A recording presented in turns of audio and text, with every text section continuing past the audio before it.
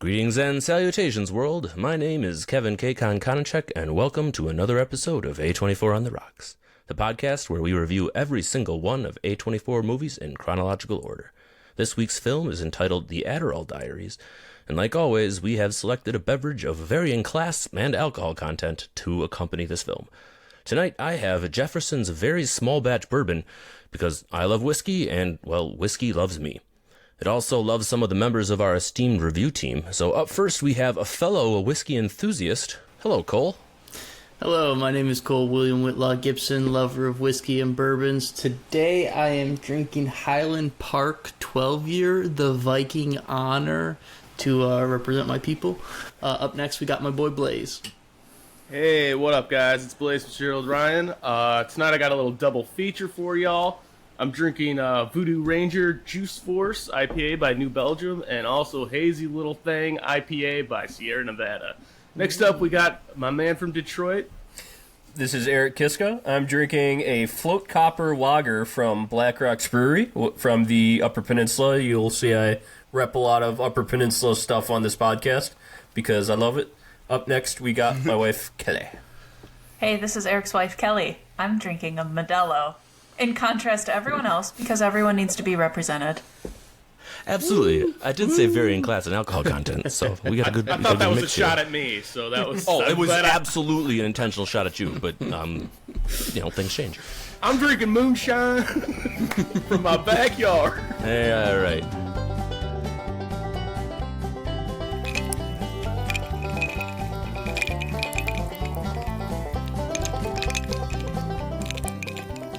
Hey, A24 on the rocks.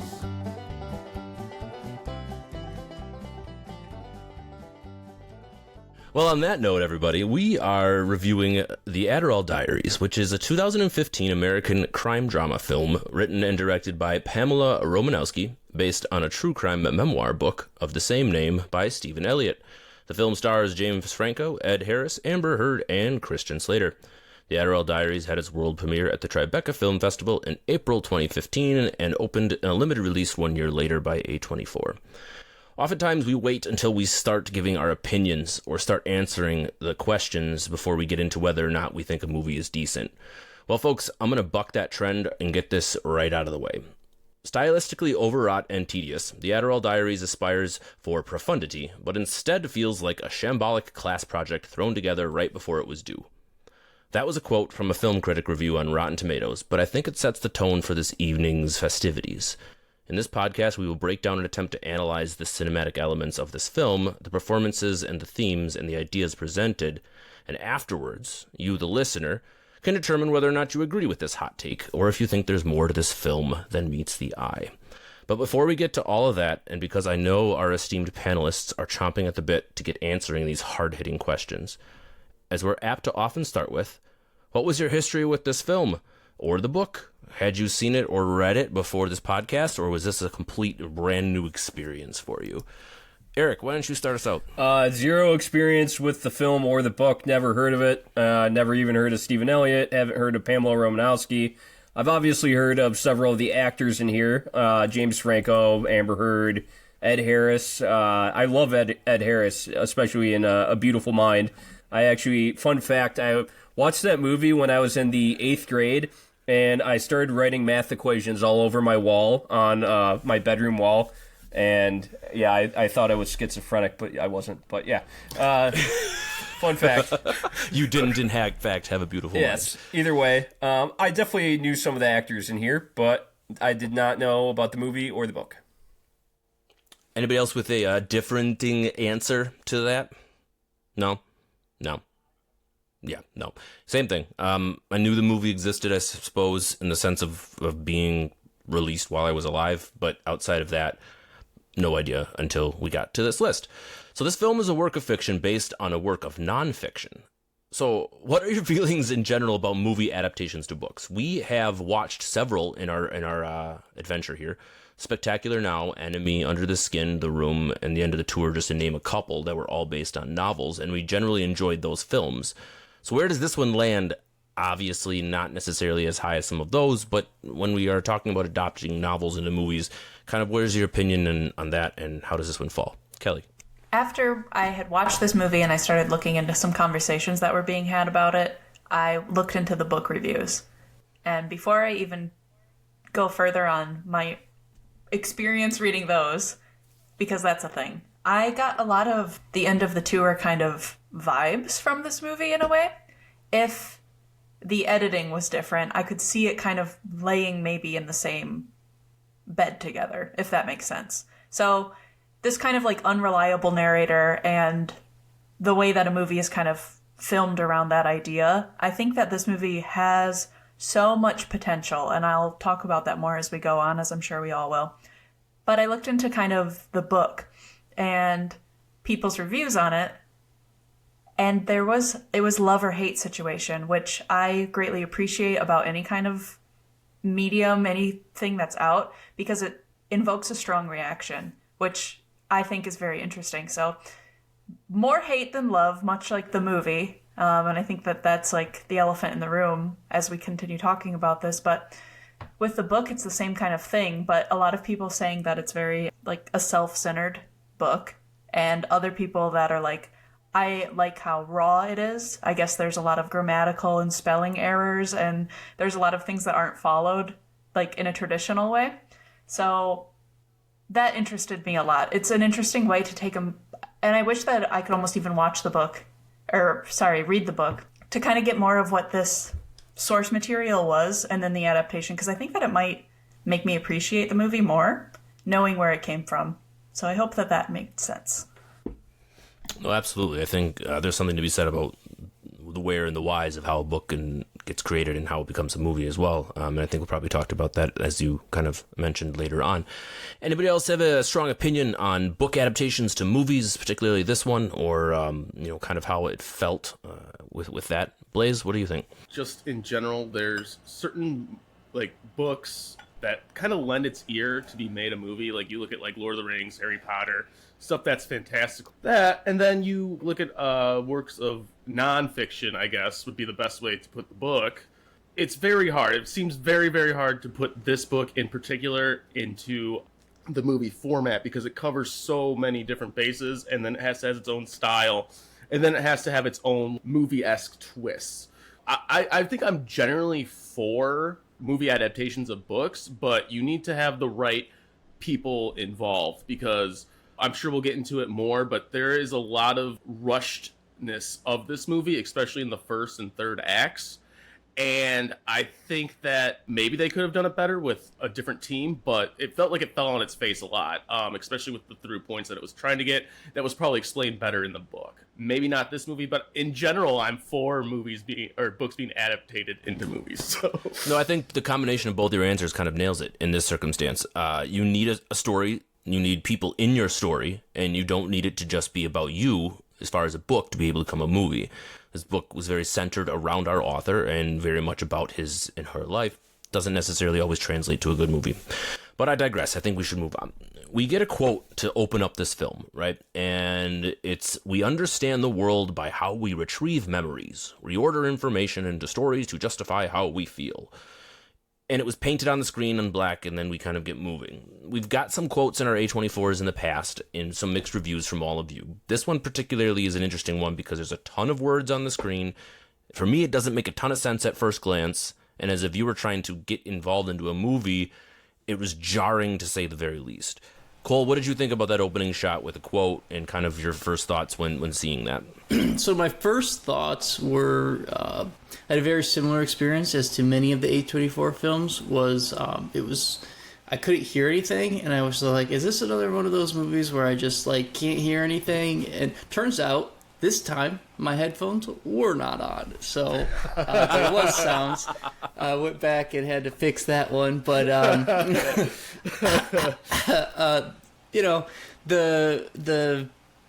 kind of knew what I was getting into, the fact that none of us had seen or heard of this film, and then it started with that quote in artistic writing and stuff, and I was like, oh, this is gonna be one of those movies that tries to like invoke a lot of feelings and stuff, but it's probably going to fall flat on its face. And then at the opening scene, my first comment for the opening scene was, this is like the movie Up, but like way worse in terms of the story that they're trying to convey so quickly about, you know, this guy's mother and his dying and all this like, oh, we're a happy family, and then death and then destruction and all this stuff. And it was like, man, Up came out, you know, 5 or 6 years before this movie, and they did such a better job. So that's my initial. All right, I appreciate that. Blaze, what do you got there, bud? So it's so funny because what I wrote down was, because it was home video footage, I was like, this is the beginning of Happy Gilmore. and we've been talking about tropes in this like crop of A24 films, and I think that's an important thing, is like a very strange movie trope is like home video grainy footage when you want to tell a story really fast about like loving family, and then fathers, especially missing fathers and grainy home footage go hand in hand in cinema, I feel like. Yeah, absolutely. Eric, I wanted to ask you, in later interviews, Pamela Romanowski would state how important that quote was for the entirety of the entire film. She basically said all the themes of the script were based off one line. And as a screenwriter, how do you think that helps or hinders a writer when you kind of say, this is my entire focus, this one line, and everything has to be based around this idea? I think it is, like, when you start to write a screenplay or set out to write a screenplay, you do want to have a theme in mind. I guess sticking to one quote, I guess if it drives the theme, maybe it can work, but I think when you write, some people are meticulous about their screenwriting and map out every single scene until the end of a movie, and other people, they might not even know what's going to happen the next scene. They just kind of write and do it on the fly, and it's kind of whatever works for the screenwriter. In this case, I don't think it worked because this film seemed very scatterbrained and all over the place.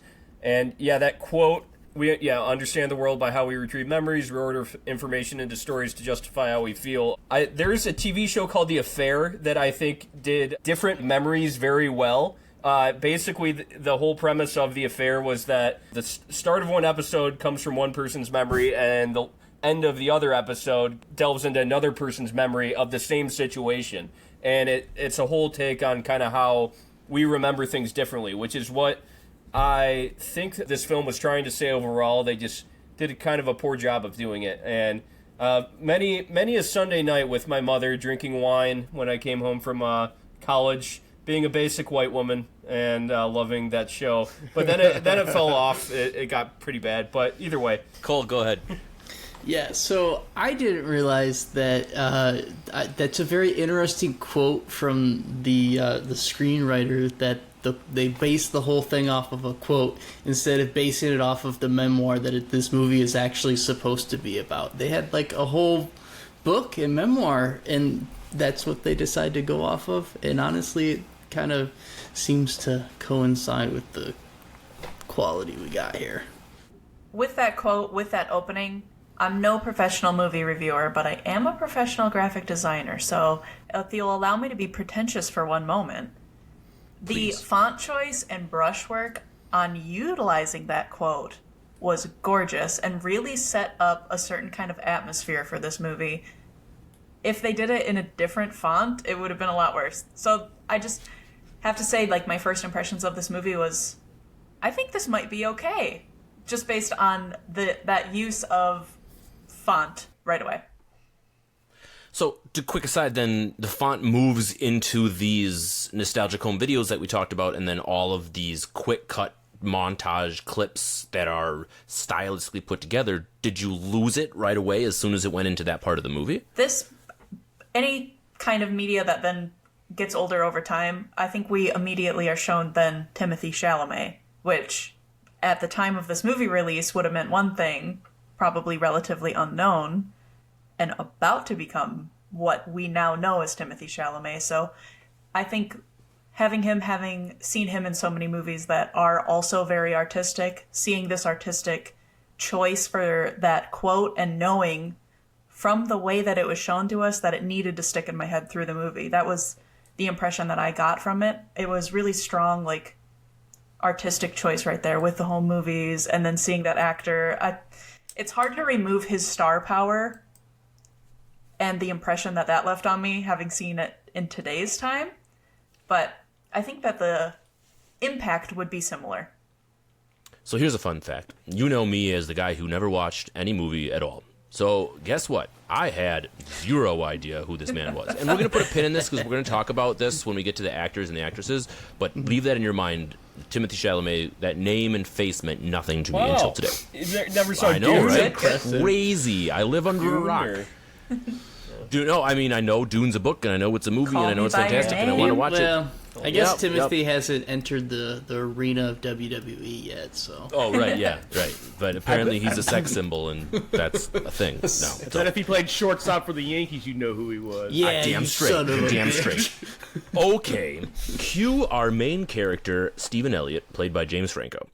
The first scenes we see him in are while he is doing a book signing in his apartment in the new city. He has his computer, and he's on a call with his publisher about a shiny new book deal. Life seems to be pretty good for him. It's clear that we're meant to root for this guy, and this book deal is going to be a linchpin in his story. As the story progresses, the viewer is shown more flashbacks to Stephen's childhood, meant to be seen from the perspective of a 13-year-old kid who just ran away, and no one in the world except his best friend. So, we got done talking about this memory montage, but here we are again, using it right off the bat, and using it in the exact same way that they used it in the first 30 seconds of the film.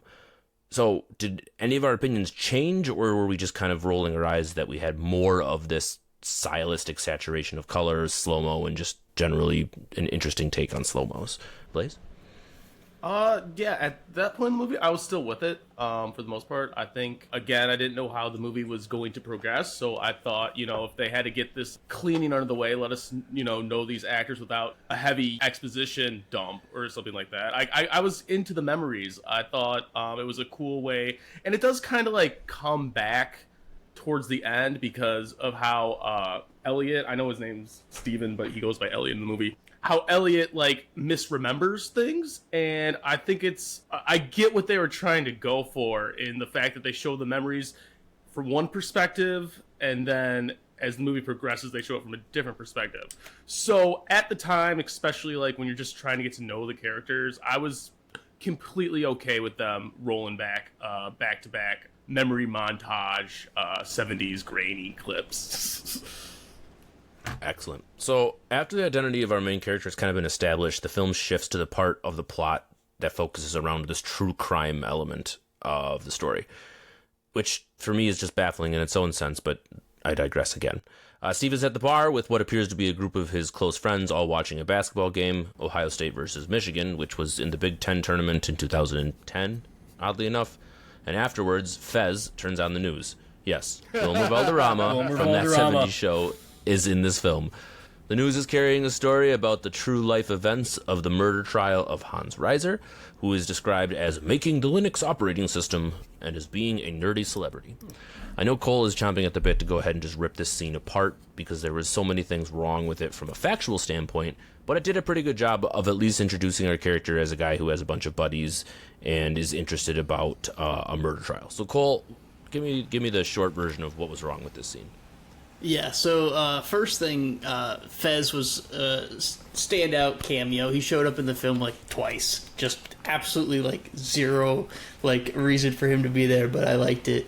Yeah, and the part where they started describing Hans as the Linux operating system guy was a little annoying because he had absolutely nothing to do with actually developing the Linux operating system.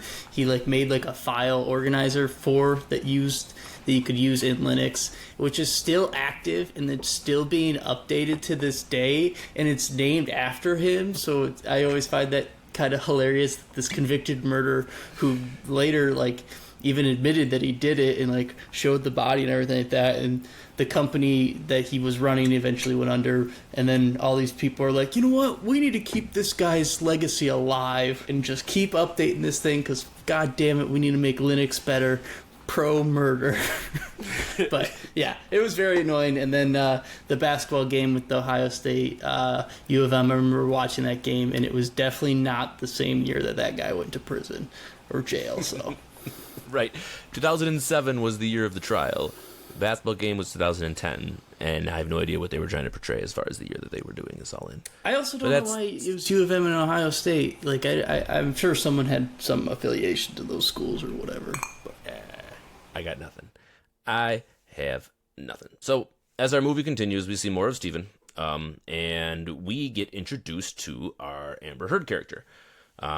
What did we think about Amber Heard's performance in general as the love interest of our main character? Where do you think the good parts of her role were, and some of the side, some of the lower parts, and kind of just in general impression of her character? Eric, what do you think? Complete shite. Bullshit. Get off my screen. So she was supposed to portray this like New York Times journalist. Both my parents are journalists, and they are not these kind of. She portrayed it as Amber Heard playing Lena Edmond, which is she's kind of a Hollywood sex symbol. So she portrayed it as a Hollywood sex symbol playing a journalist, which was just very weird to see. Yeah, I was not very convinced by her character, and I feel she was just kind of there to bring the plot along, as a lot of one-dimensional female characters are in film. So, yeah, Kelly, what did you think of the one-dimensional or not performance of Miss Amber? The first thing that stood out to me, so I'll say her performance was mid to bad, and the thing that was even worse, and I'm sorry to shit on the hair and makeup department, but the wig on her head was ridiculous. So I just had to say that as well. It was Go ahead. I was going to say the wig on Timothee Chalamet was also ridiculous. That thing was absolutely fucking crazy. All that long hair and the weird shaving, and yeah, just bad wig job in general across this whole film. The hair and makeup they can take some pointers from this film. What I will say also about her character, I know that a better love story than Twilight is a meme. This was kind of a love story that was equal to Twilight in the weird way that they delivered their lines to each other, and her going, I have something to do. Oh, wait, is that your ride? I'm driving your motorcycle. Oh. I was like, whoa, and then they're having sex immediately. So the rapid fire instant relationship was pretty wild. But what I will say, and this is no credit to her acting job necessarily, but as far as depth of her character, we'll probably touch on this more, but the way that both of them have childhood trauma and the way that he embodies it and she buries it, I thought was a very interesting dichotomy between the two of them. And I think it added a lot to her character. And I think that part of it, she portrayed well. I think we should talk about that right now, actually, because the relationship between her character and James Franco's character is incredibly important to the rest of the direction of this film. Blaze, do you think that these two playing off of each other worked out well in this circumstance? What were some of the kind of the things you took away from their performances while they were both in the room together? Kind of just give us your rundown on what you thought. Well, I'm about to blow some minds. I thought Amber Heard was my favorite part about the movie. I wish she was in the movie more. Let's go. Give me your controversial opinion. So I really felt like you guys are saying that she was a plot mover, but I thought the way I think James Franco's character Elliott, he played the most natural him as bad boy with a fragile ego. I think he played his best in front of her because he was trying to impress her and stuff like that. And I thought, again, she didn't get a lot of screen time, and the screen time that she did get, I think it really helped develop a story of the stuff that James Franco was going through in the ways that his father and his friend character didn't really let him do. They were just kind of angry at him, and she kind of peeled back the more trauma that he at least felt that he thought he felt during the movie. So yeah, I really enjoyed their chemistry. Again, that wig was pretty awful, and just to say that, people aren't impressed by a cool vintage bike, you can't write it off like, oh, well, that would never happen in real life because you've never had a vintage bike. So you don't know that wouldn't happen. I do think it's flawed in some aspects, but I really did think that she was the best part, and I think her character did a really good job at getting out and staying out, because in a different story, when they wrapped the clean little bow at the end, she would have came back to him. And you know what? After she gave him the papers, you never saw her again. So kudos on them for that. All right, Cole. You're up. So Blaze, I love you, but So much of what you just said is wrong. First off, the best person in this whole film was the guy who played Roger. He was my favorite. He's the best. James Franco's best friend in this film, by far the best. Amber Heard sucked, and that whole motorcycle scene was so fucking stupid. It drove me crazy. I absolutely hated it. Where she just like walks up and it's like, oh, is that yours? I'm driving. First off, no one who owns a motorcycle and as a motorcycle owner is just like, I'm fucking driving. It's like, that's not what you say. Also, she just hops on and kickstarts it. No key or anything. That bike requires a key. I don't know what's happening in that scene, but she's just like immediately jumps on his bike, kickstarts it. It's like, I'm fucking going. And he's just completely fine with it. And they're just like, yeah, we're going to have a great time. I hated it, and from that scene, that was like the peak where I was just like, this movie is fucking trash. And this is after like all of the weird, like at this point we had I think like 3 or 4 storylines, and we're like 20 minutes into this film, nothing is making sense, and they hop on a motorcycle and it just pisses me off. Go ahead, Eric. Eric, go ahead, and I also want you to tell me why you think they included that particular scene when you're done with your The motorcycle scene? Yes. It was, just a vehicle to get them to, make it out eventually, I think. Literally a vehicle. But, like... Fair enough. Continue with your point. It's a very nice, old school, like, 70s Honda. Yeah. Give it some respect. Unlike Amber Heard, who just fucking trashed it. So James Franco, to me, plays himself in this movie. He is James Franco playing Stephen Elliott. And Roger... definitely gave me Seth Rogen in this movie. From the second I saw him making a penis pancake, I was like, okay, Seth Rogen, James Franco, Pineapple Express, thrown in with some child abuse and childhood trauma. We're right here. Oh yeah, I mean Roger watering the hydrangeas with his dance moves was a highlight. Seth Rogen, and absolutely. He even goes like, like Seth Rogen. I mean, I agree with you. The pancake taint was about as close as you need to know when it comes to that. Yeah. Okay, a fairly pivotal scene happens pretty early on, and we are introduced to Stephen's father, Neil, played by Oscar-nominated actor Ed Harris. Stephen is doing a book reading from his bestseller titled Apart, reading from a segment detailing the death of his father. Much to the shock and dismay of Stephen and the crowd, Neil is not dead, like his son claims in the memoir, but very much alive. So, how did you feel during this scene? Did Ed Harris introduce himself well enough as a character? And could you feel the awkwardness in the room? Blaze, go ahead. Yeah, I was, as someone who did no research prior to watching this movie, I was kind of shocked because it wasn't leading up to. I knew there had to be another wrench because they already threw 6 wrenches in the first 30 minutes of this film.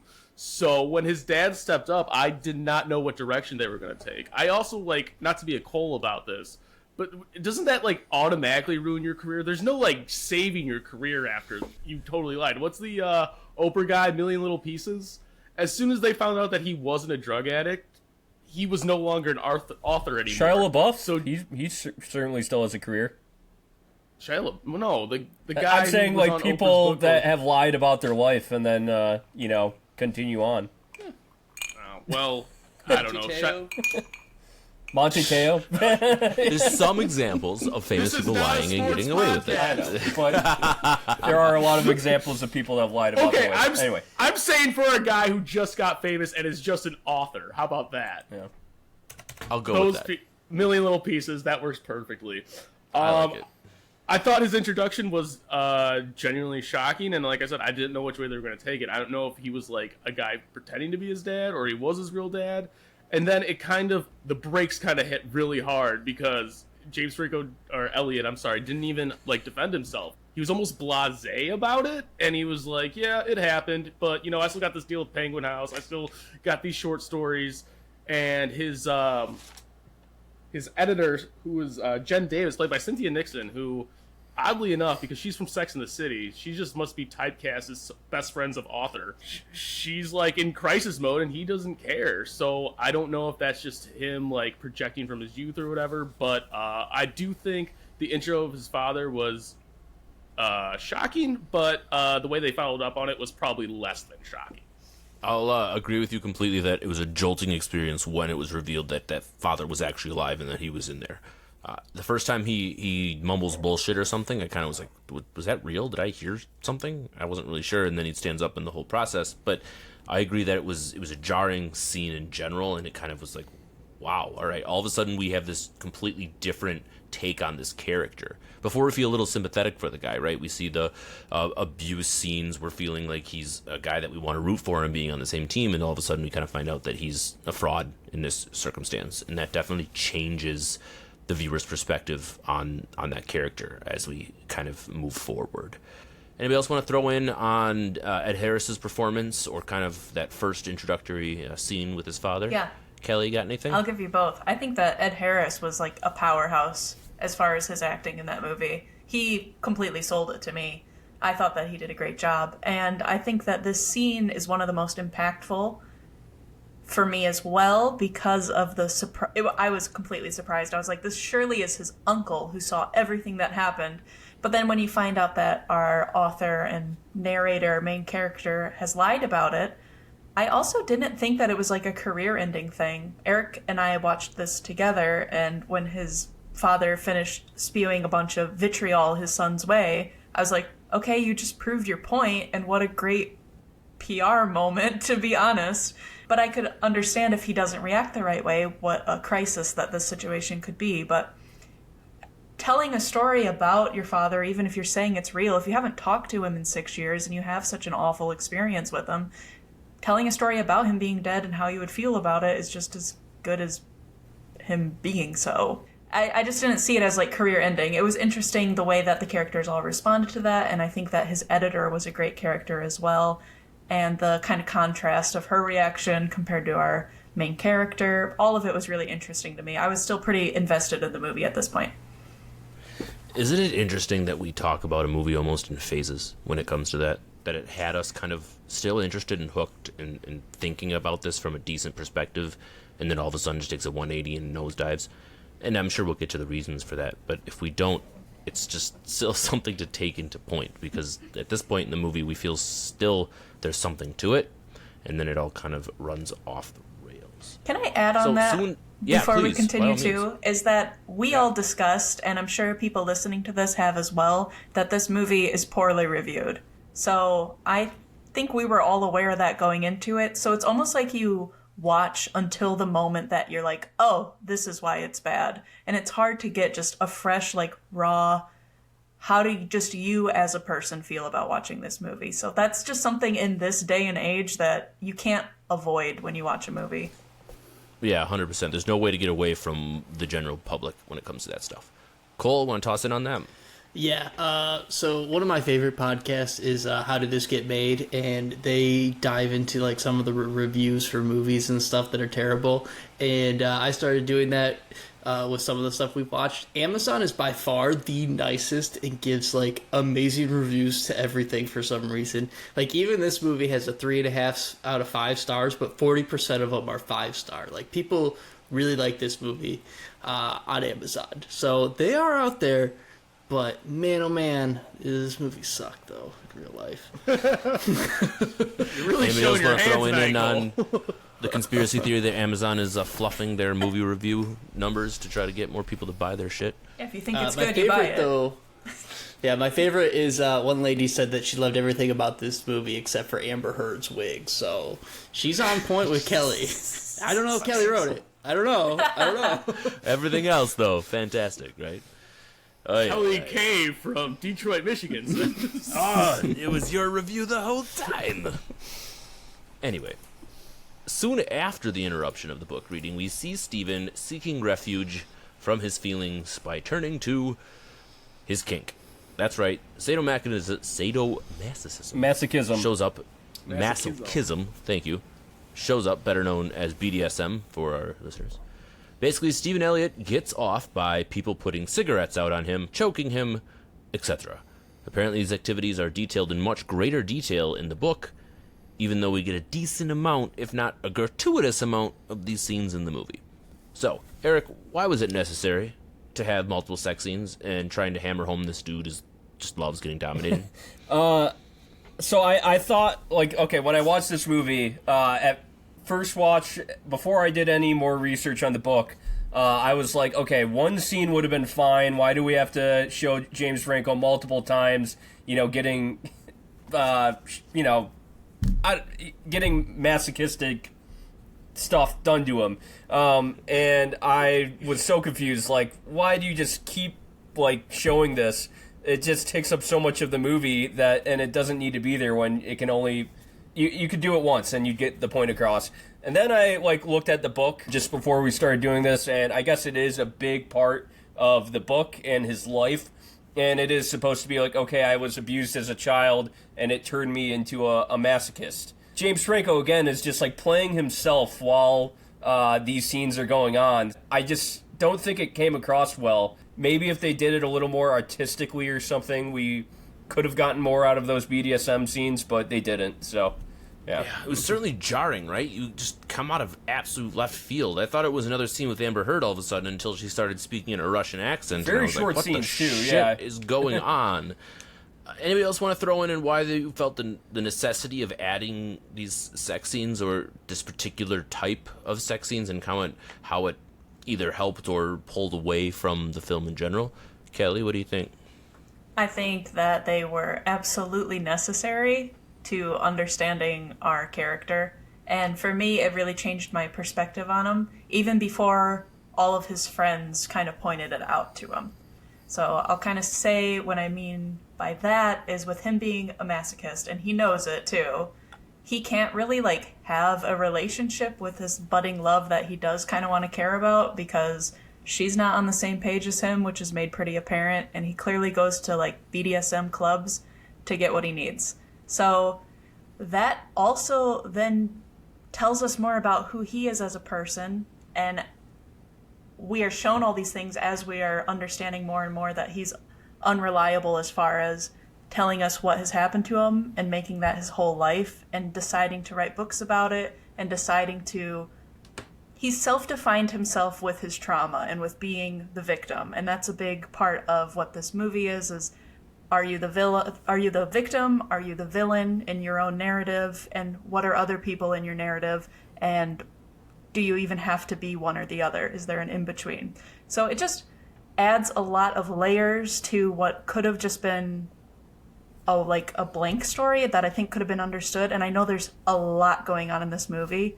I think that this was an important aspect that needed to be added, especially there's the scene, and maybe we'll get to this too, I know we're already at 40 minutes talking about it, where Amber Heard chokes him, and he asks her to do it, but he asks her to open up, and she, I had previously discussed, her way of dealing with things was by burying it down, and he asks her to act it out with me, in this scene together, I want you to do this to me, and his reaction to it is, I love you, and her reaction is, I'm getting the fuck out of here. So it also just puts that dichotomy between them, because it does embody then not just who you are as a person and how you see yourself, but it trickles down into every aspect of your life. So I like that they included that. It was gratuitous for sure. I think that they picked these actors and wanted to show them in these scenes a lot, and that would be part of it as well, but I'm glad that it was all shown. Do you think they could have just done it with one scene, though, as opposed to multiple scenes? That's kind of what I thought, but... I think there's a ramping up to it. The first thing we see is the cigarette burn.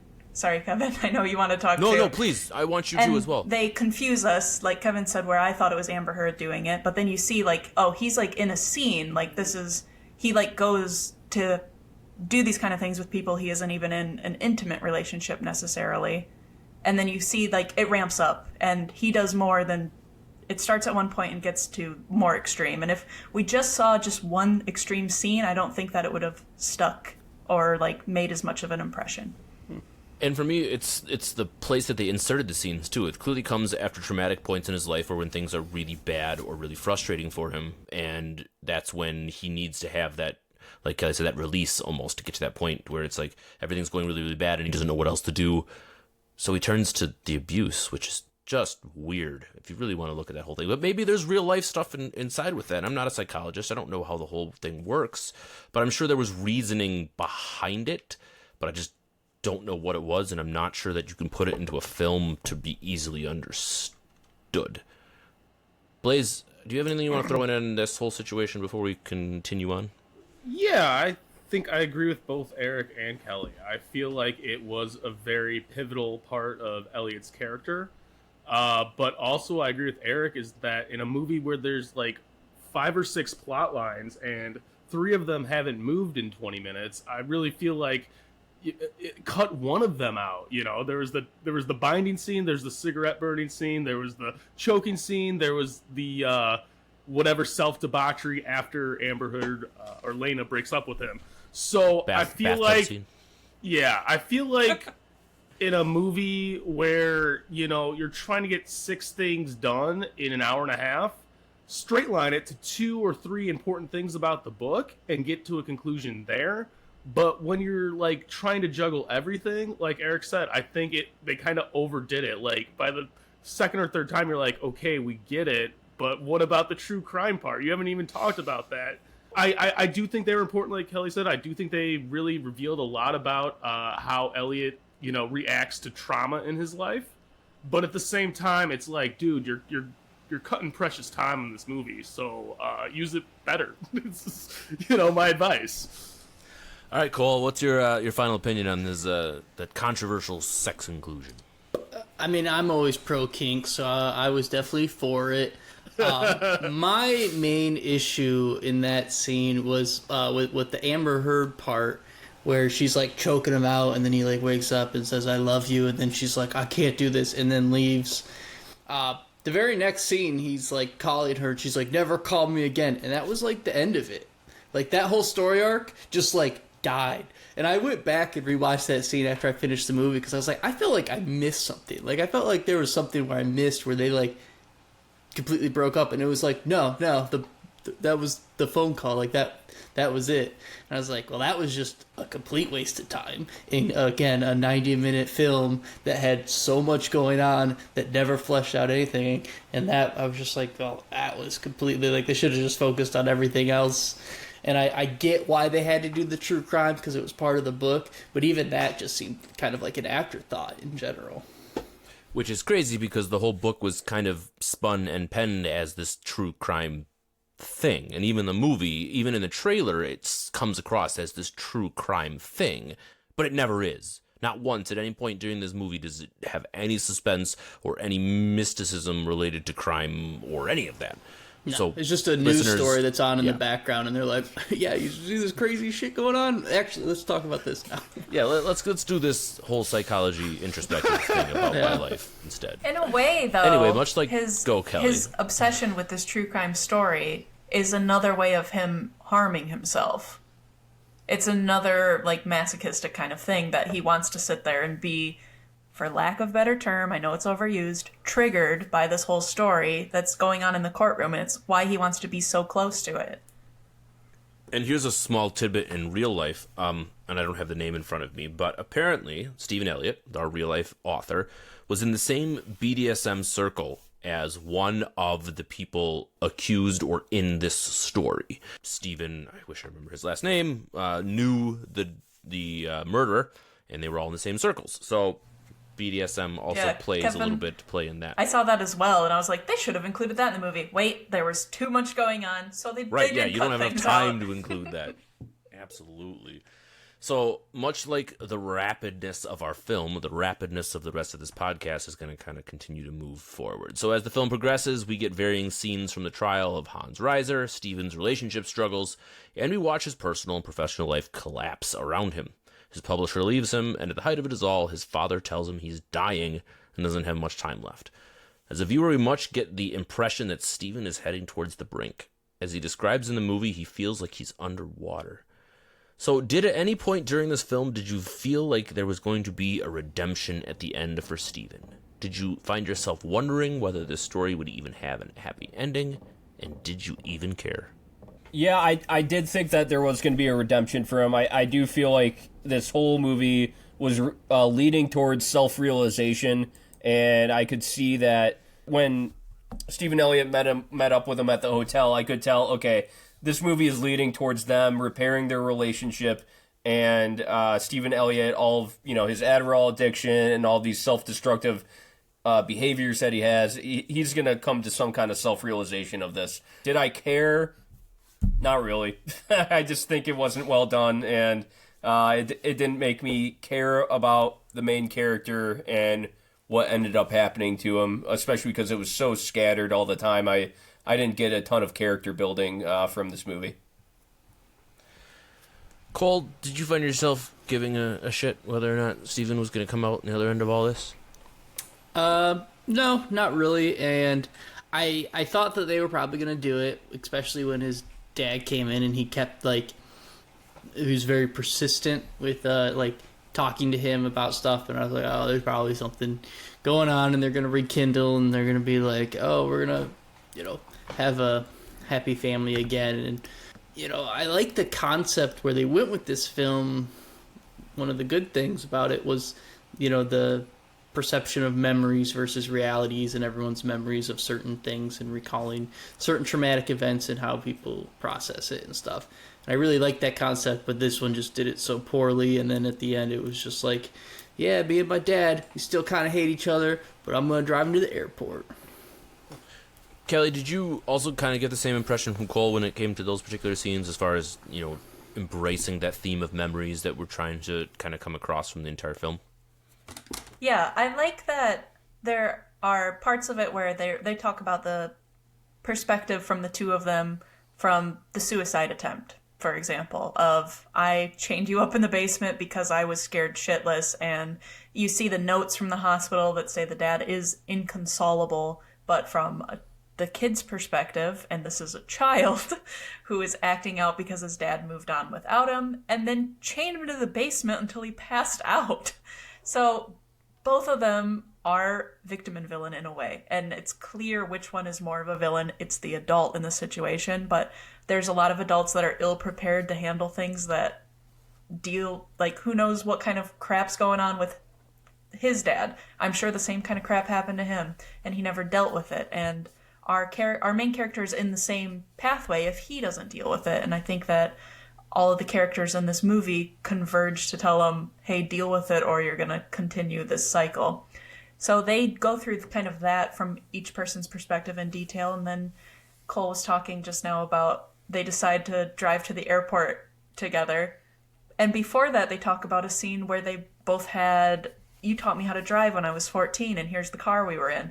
Weird, because I remember us being in this car, and this is the way you drove. And it's more subtle. There's, less vitriol. They're starting to, move past, not move past, but they're able to kind of both share a memory that isn't as intense and, defining for them.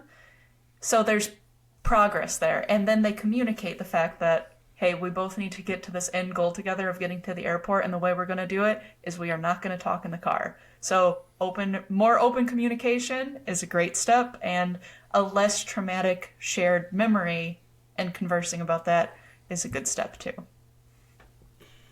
I found at some point when I was preparing for this podcast, kind of looking at my own life inevitably, because as a mid-30-something-year-old, if you find yourself in that situation, right, the opening scene of our movie, we have pure bliss. And he talks about how she's the most beautiful person and the most beautiful woman on the whole planet. And you can really feel that emotion.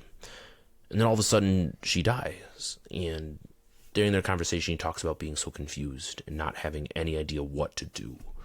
And just, I'm not rationalizing his violence, guys. I really am not. But I would just wonder what I would do in a circumstance where I would be if all of those things kind of fell around my head at the exact same time. And it's just an odd point to look at from kind of just thinking, this is the reason that this book got written and kind of all the things that we've been discussing in general. So it's just a personal touch on all of that. But I feel like we're moving towards the conclusion of the story, at least. We have plenty more to talk about when it comes to some of the other aspects of this film. But the story part of it, we kind of wrap up. We just put a little bow on it, right? We see them driving to the apparently the airport, and that's all we get. So our final scenes are of Stephen and his father, one last time before Neil flies home, and of Hans leading police to the body. We get the inclusion of some of the home videos from the opening, and it fades to black. Blaze, what was your immediate reaction in the ending? When it first hit the black, what was your first thoughts? Rushed. inconclusive. I just going back like a little bit when the guy from Linux gets found guilty of murdering his wife. I felt like Kelly kind of alluded to it. It just felt so abrupt, and like it could have just been a minor part, but they made it seem like so important. And I was really let down at the ending in that respect. I know this movie is kind of a narcissist's wet dream, so I really feel like they wanted to paint Elliot, who's a real person, in the best light as possible, as a guy who just made mistakes. So he becomes friends with his best friend from childhood again. He sort of reconciles with his dad. You know, he gets the, maybe not the dream gig, but he still, you know, gets to write for a living. And I really felt incomplete. I don't know if a longer runtime would have helped this movie in the end, but it made me feel like there were either parts of the story that are missing or more that they needed to tell in order to get the right off into the sunset ending. So yeah, I guess confused and just like that's it was like kind of my initial reaction to the ending of this film. Eric, same question. Fades to black. What are your first emotions? I do feel kind of what Blaze said. It was very inconclusive, and it's like, hey, all right, we repaired these parts of his life, and now he gets to move on, keep writing. And I didn't feel any emotional blow from it or anything. I didn't feel like I took anything away from this film that I didn't know coming into it. I didn't think the acting was well done enough to make me care about the characters. And so it overall just kind of, it left me flat at the end. We had talked about earlier in the pod how the movie opened with all of these stylistic flashbacks to the past. And now we get a callback here at the end with even more of an impressive scene of more shots of a giant collage of things happening as we get all of this text going across the screen, talking about basically how are we bettering ourselves, and maybe it's for the best that things have fallen apart and I want to cast myself in someone else this time and something for the better. I really enjoyed that scene. I thought it wasn't even so much a scene, it felt like an art project almost. Like there was just so much happening. I wanted to stop it and rewatch it and stop it and rewatch it because there was just, it was really cool. It was like I said, an interactive collage or something that I was seeing in front of me that pulled all the parts of the movie put together. Did anybody else have maybe a similar reaction or maybe just kind of a thought on that callback and that ending in particular? Kelly? It was very reminiscent, and this is why I think part of why you might like it, Kevin, is because it made me think of Amy and the way that they would show those clips of her and her handwriting on top of it. And this was kind of similar in that regard. So that's where my mind had gone. That's brilliant. I'm glad you brought that up because that's probably exactly why I liked it. Anybody else want to throw in on the thoughts on the final scene there? Cole? I, at this point, was kind of tired with this movie, and I had grown tired of a lot of them doing the same thing over and over and over in this movie in terms of these like weird flashbacks with like the grainy and all this stuff. I mean, it was very reminiscent of what I would see in like a student film of they learned a cool skill of how to do these cool like flashbacks and fades and like making it grainy and stuff like that, and they just kept doing it. And then at the end, like the last one was definitely the best, and I thought it was, I thought you said some very nice things about it, but at this point I was just tired. It was like, you have done this 12 times in this film. This is a 90-minute film, and you've done it every 10 minutes. I can't like do something different. So that was my opinion of it. Anybody else gonna follow that up? No? Beautiful. All right, let's pivot away from that. We're going to talk a little bit more about some of the creation of this movie. So I was talking earlier, and I wanted everyone to kind of throw in on what they wanted to talk about here. And Kelly said it best when she commented that the title of the discussion should be Editing, the underappreciated aspect of movie making only noticed when it goes awry. So, Kelly, I kind of want you to lead a little bit of discussion here on the editing aspect of this film, why we thought it was poor or maybe good, I suppose, and kind of just your thoughts in general on film editing and kind of where we bring ourselves today. Okay. I will expose myself and what my review might be later coming up. Good. I think that the source material for this movie and the themes and questions that it asks and well, I'll leave it there. I think that is almost like 10 out of 10 for me. I love what this movie is asking us and what it's asking us to explore. And it's very philosophical in a very, not very. If you just say narcissistic, it means very. So in that kind of way, though. But so paint it in that kind of brush. It's such an interesting place to pull all this stuff from. Then you throw in the actors of varying performance. You throw in the score, which for me was forgettable. I don't have any notes on the score. Throw in the we haven't talked about it yet, so you throw in the cinematography, kind of same thing for me. Probably better than average, but worse than average for A24 films. And you throw in then the editing, which in most movies for me, everything else I just mentioned comes first. In this movie, the editing came first. Because it was, in my opinion, just piss poor. It was all over the place. It was really jarring. They would drop you in a spot that made no sense in my opinion, and that can be done with like an artistic interpretation, but we're talking like college or even high school kind of art project. It was clipped together in a way that then they could have justified by saying, well, it's called the Adderall Diaries. Clearly, you're supposed to see it through the perspective of Adderall, and it's like, that's like something you say when you're in front of the class and people start telling you, I don't really know if I like the movie for this reason. And they're like, actually, there is a reason for it, and this is why. So it's, for me, it's that editing that just wrecked this movie in the end. So Eric, as a screenwriter and perspective film guru and the editor of our podcast, what's your opinion on it? So I agree with what Kelly said. It was piss poor editing. And so when you think of editing, though, I'll like put two different ends of the spectrum here. You have like The Shining, Stanley Kubrick movies with extremely long edits, like not a lot of cuts and just very long scenes. And then on the very opposite end of the spectrum, I'll reference The Bourne Identity. Action films often have very, very fast cut editing. And it's for a reason, though. You know, it's so because you want the audience to feel action and like things are moving extremely quickly and you're going from one place to another. And there's actually a lot of art in editing. Like there's definitely, it can make or break a movie. It can change, you know, everything about a movie. The pacing of a movie is so quintessential to a movie being good, and choosing the right pacing for it is very important. And yeah, this movie, I think going back to the BDSM scenes, it was just like, just dropped us in there and then it took us back out. And then one really big weird edit that I noticed was them drinking in the park and the kind of just fade into the sex scene. That was very awkward and cut oddly.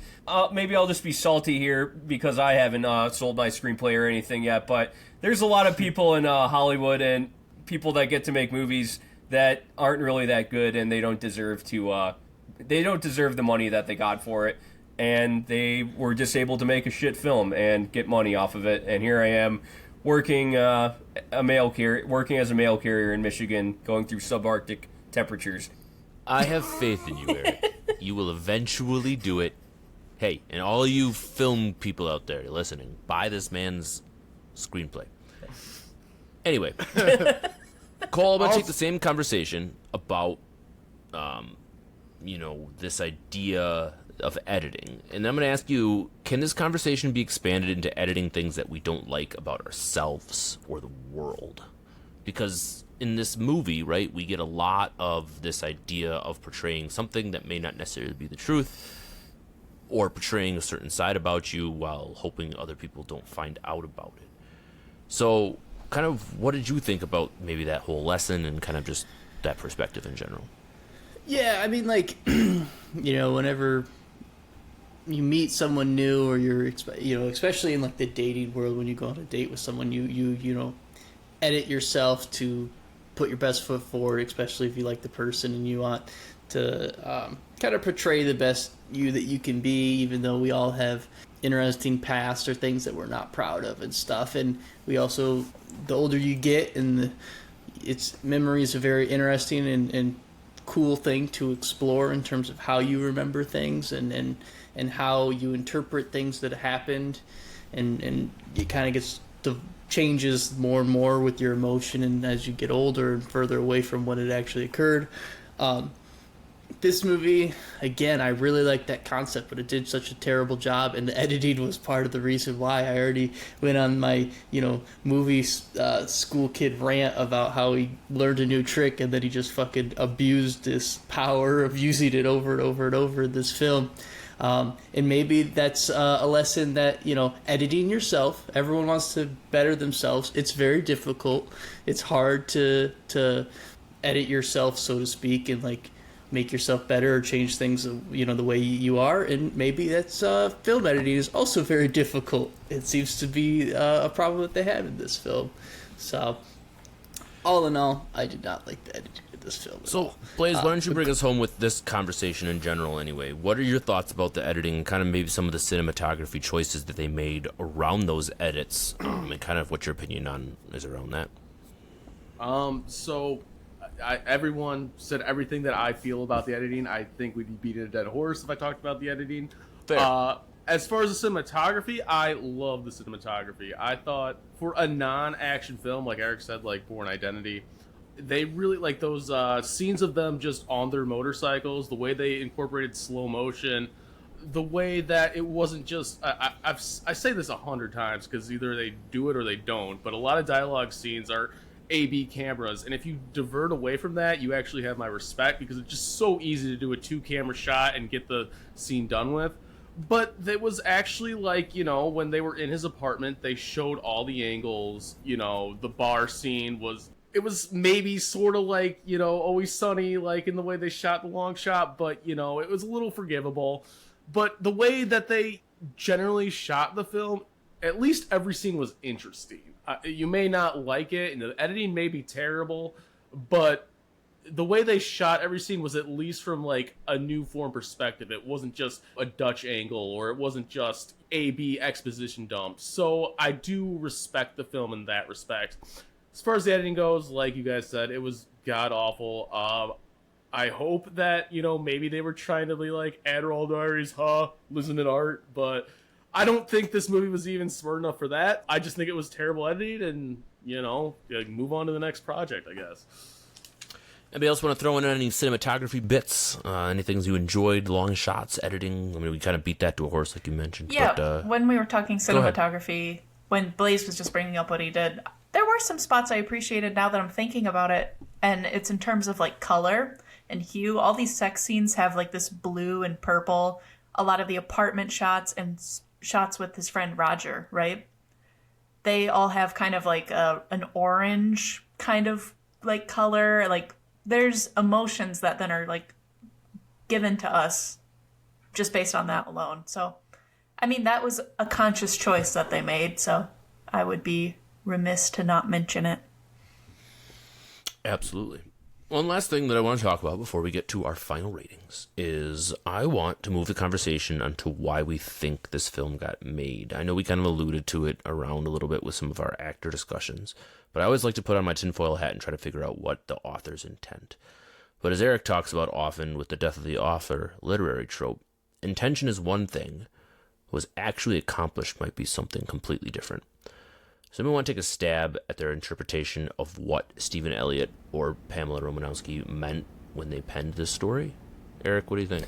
I do think that the point of this whole film was to kind of show that we remember things so that our ego can save ourselves. Like we have, as Freud, used to say, the superego, the ego, and the id, and the way we remember things is to kind of save our own ego, and I think that is what this film is trying to say.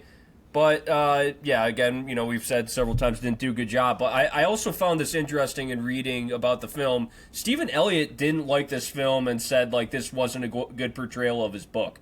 So, I guess James Franco actually purchased the rights to the book, and then Pamela Romanowski wrote the screenplay and had it workshopped at Sundance, and then I'm guessing James Franco and Pamela Romanowski went on to make the film.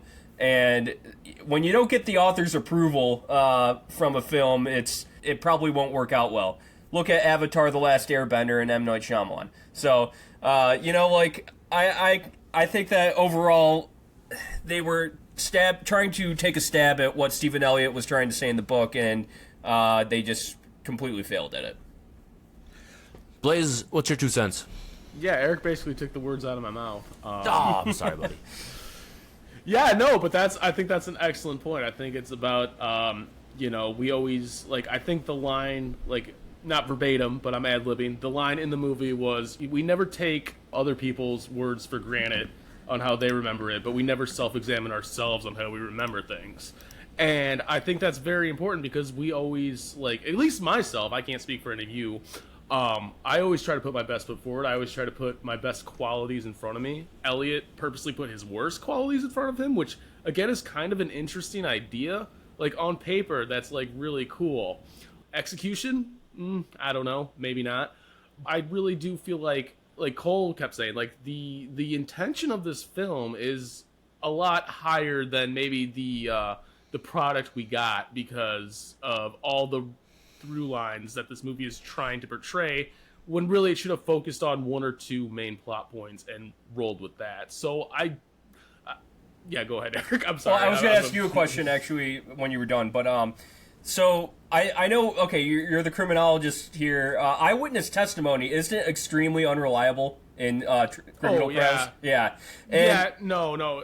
Yeah, go ahead. Well, yeah, like, I wonder, so they had the kid on trial during the murder trial, and I was wondering, they could have, like, been trying to make a point here, like, okay, eyewitness testimony is very unreliable. Well, we can relate that to this guy trying to remember his whole life. I don't know, I just put 2 and 2 together there and was wondering your thoughts on eyewitness testimony and everything, too, but yeah. I could see, you actually put up a pretty good point, because that kid was probably put on the stand as a character witness, as opposed to an actual eyewitness. So the way that, the youth portrays their father is usually within a positive light. That's why, you'd put him on the stand. So I think Elliot is probably the inverse of that, where he looks at his dad in a terrible light, when really, like, his dad wasn't a great guy, but he did have his best interest in heart. So I think maybe it was the inversion of that. But yeah, that kid would, like, that testimony probably didn't go over well. At least what depends on the jury instructions and everything like that, but that's not important in this discussion. But I'm sure the credibility would be very low for a child, especially that impressionable. So, Kelly, why do you think this film got made? What do you think the motivations were? I don't know. That's a fair answer. I love that answer. That's fine. I mean, we don't know, right? We're not there. We weren't part of it. The facts are, James Franco worked with Stephen Elliott on About Cherry, which was an earlier film in 2012 about a young girl turned sex worker. Like Eric mentioned, he bought the rights to the film because he must have really liked it. According to an interview with Pamela Romanowski, Franco was the one who was going to be trying to do the writing and the directing for a long time and just could never figure it out. And that's when he turned to someone else to kind of help out with the whole process. So, we don't know the reasons, but it clearly happened, and here we are. I did see in an interview that Franco and our director went to film school together. Yes, So yep, I did see that. That connects one piece of the puzzle. It could be something as simple as James Franco read the book and liked it, and he's like, well, I have money, I'm going to make this film. I'm going to try to. Yeah. Right, maybe I'll get an Oscar, that's kind of like the that'll throw the be a dart thing. at the board, All right, well, I feel like this is the natural spot in the discussion when we are going to go towards our A24 ratings. Does anyone else have anything they want to throw in? Any comments, any opinions, any secondary things or primary things they wanted to talk about before we get to that point? Yeah, did you know that Stephen Elliott made a film about making this film called After Adderall? And it's all in black and white, and it's a retelling of him being involved in the filming of this film. So that happened. And that's after he disapproved of the film being created? Do you think he made that because of like I wanted to tell think his own so, story? especially considering the person who plays the director slash screenwriter is not a woman, and it's actually the guy who plays Dexter. So he went from like a blonde woman, Pamela, and was like, nah, fuck her. We're going with a man, and we're gonna do Dexter, and it's gonna be all in black and white, and I'm gonna star in it, and we're gonna use my name, Stephen Elliott.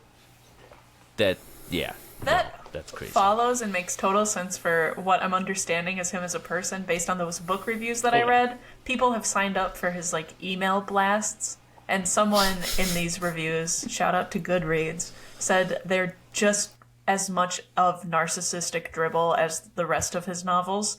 And the fact that he had a movie come out that he doesn't approve of, and he's like, I'm gonna retell it from my perspective, me.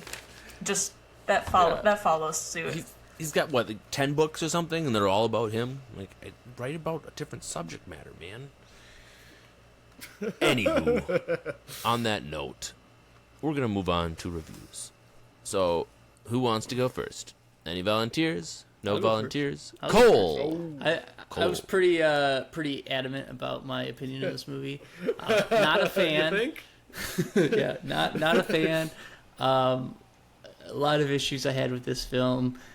It was also one of those films where, again, I felt like I just like zoned out and missed a whole bunch of it, and I went back and watched parts of it to realize I missed nothing, and it's just that's how this film, like story and everything goes along. So this hour and 27-minute film, I probably spent 2 hours watching it, which is even more infuriating, having to go back and verify things. Editing's bad, the acting was bad, there was just a lot of bad.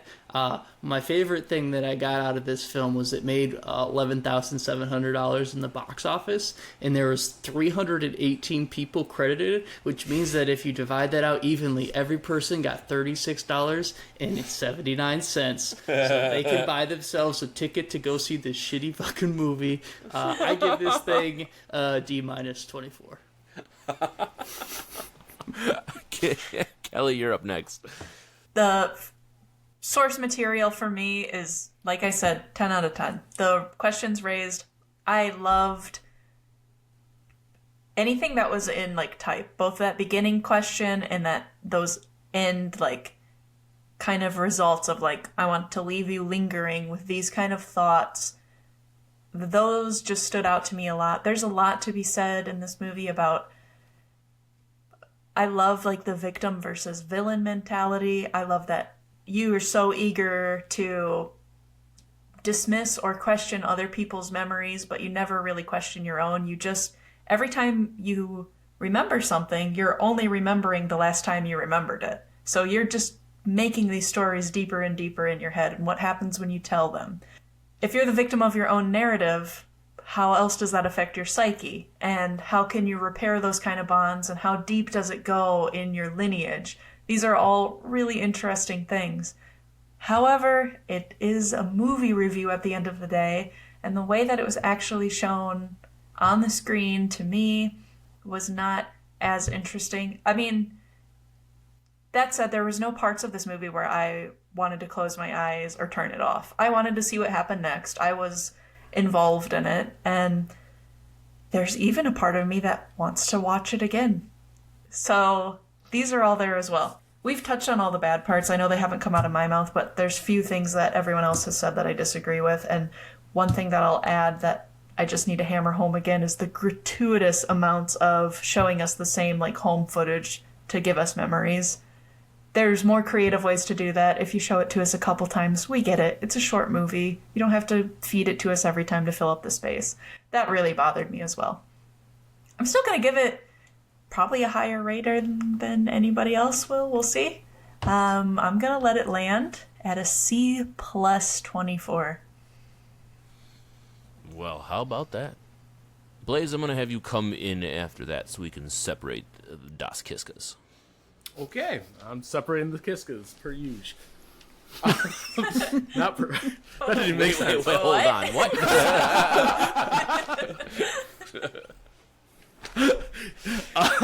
Continue. I didn't love this movie, but I did like this movie. A lot of the sentiments that Kelly had, I really, really, really thought that the message of this film was very, very important. I think that the way that we lie to ourselves, I think that the way that we interact with other humans is very important to this film. And although I don't necessarily agree with the redemption, I do think that him and Roger getting back together was very reminiscent to me and my own friends when we get into fights. Like, it's like I'm very upset with this person, but at the end of the day, you're still my homie. You're still my ride or die. You know, like, we have so much history together. So I totally like. I love that whole hydrangea scene. You guys talked about him dancing and stuff like that. But I have very similar stories to like a friend spraying coffee out of my hand with a hose. You know, it very hit home with me. The editing was terrible. The acting was fine. I wish, since they had Fez give a cameo, I wish Ed Harris's character was played by Red Foreman. That would have really brought it full circle. I really liked Amber Heard. I know I'm the only one that liked Amber Heard in this movie. I thought James Franco's character, for a guy who's playing a narcissist, masochist, kind of wannabe bad boy, but really a fragile egg inside. I mean, like Eric said, he was playing himself, and opposed to the first movie we reviewed, Charles Swan, where Charlie Sheen was playing himself, I think James Franco did a lot better job at doing this. So just like Kelly, I'm so wishy-washy on this film because there's so many good things that came out of it. I do recommend it, and I think I'm going to land with Kelly. I think I'm going to give it a C+, and I really think it's a pick your poison type of movie. You're either going to love it or you hate it. I really want to watch it again and see how I feel about it. All right, I'm going to slide in here next. There's a lot of what I believe about this movie. As per usual, when we do this with five of us, the opinions kind of get echoed and parroted. At one point or another, we were discussing the themes of this movie more than the actual execution, and I've kind of held on to that. And I know, Blaze and Kelly, you both have alluded to that this movie asks a bigger question. And that's the only thing I took away from it, was that big question about how you look at yourself and how that interception and how that looks like in other people's lives. I didn't want to bring too much of that topic into this movie discussion because it's truly a review of the movie and not about the psychology of the things involved in the film itself. While we do touch on it, I think that's the major redeeming factor in this film. I'm not going to beat a dead horse on the performances or the editing or any of those other things. And I do think that at the heart of all of this is a very narcissistic author who wants nothing more than publication about his name and his face and everything about him. But it does give us a kind of a cool perspective on what that looks like and how trauma can affect people without them necessarily knowing, and what that memory of that trauma looks like. We certainly didn't touch on it, and I don't presume to know if any of us have ever experienced any of those things. But I would like to think that we would probably have some sort of similar reactions to some of those extremes. In that sense, I feel like this movie did a good job of asking those questions and making me think. All of those other minor details, or major, depending on if you're really looking at it from a film perspective, it does matter. And for that, I won't give it any higher than what I'm going to say here. But I do think it's worth watching in the sense of asking that question. What is memory and what does that look like in your relationships? So for all of those reasons, I'm going to go ahead and give it a C24. Kind of just right down the middle. There wasn't anything fantastic about it other than the themes, and the rest of it didn't detract enough for me to go, this is drizzling shits. So that's my opinion. And Eric, bring us home. So after talking about this, I do think that I kind of agree on the theme. I think that the theme is interesting and philosophical. It makes you think, like how we remember things, after this film. Maybe we're going to go back and we're going to be like, what do I remember from my childhood or misremember from my childhood? I think that kind of question is actually a little thought-provoking, so not a complete F for me, but I don't know if the source material was rich because I never read the book, but, I think the dialogue could have been much better with the script. I completely agree with the home videos being way too repetitive. Again, we'll say the editing was really bad. The acting, James Franco played himself. Amber Heard really pooped the bed on this one. So I was going to give this a D-. There it is. But I knew we'd get one in. yeah, I was going to give this a D-, but this is a masochistic film, about a guy who's a masochist. There's no cock and ball mutilation scene, so I'm going to put this down to an E+. Well, how about that? How masochistic could he be without CBT? Without it, right? So, And as we like to say, go, please, Blaze, at this point, go ahead. So I'm thinking we get Zeb from Remember, Elliot from this film, and then Krisha, and we all do a crossover film of like three people who don't remember shit very well, and they all go out on an adventure for like hidden treasure and see who finds it first. I like that. We were talking about D&D earlier. Let's all make them into characters and have them. Elliot's the bard, obviously. All right, folks, if you are still listening at this point, we thank you. We thank you very, very much for being a loyal listener to our podcast. Please go and like and review on all of our socials. We certainly appreciate it. We're doing our best to make our way through this ridiculous library of A24. And as always, if you want to come on, just shoot us an email, shoot us a text. I mean, not a text because I don't think you have our phone numbers. But, get a hold of us. Contact us somehow. We'd love to have A24OTR@gmail.com. There we go. We have an email. And with that, this is A24 on the Rocks signing off. Have a great night, everybody. Thank you. Bye. We're doing The Lobster in 2 weeks. Oh, shit. Lobster. Great film. Listen up. It's a great film, Great apparently. film. Great film. I have no idea. Do you like people turning into animals? No, Tusk sucked. Oh, shit. Never mind. Well, not in that sense.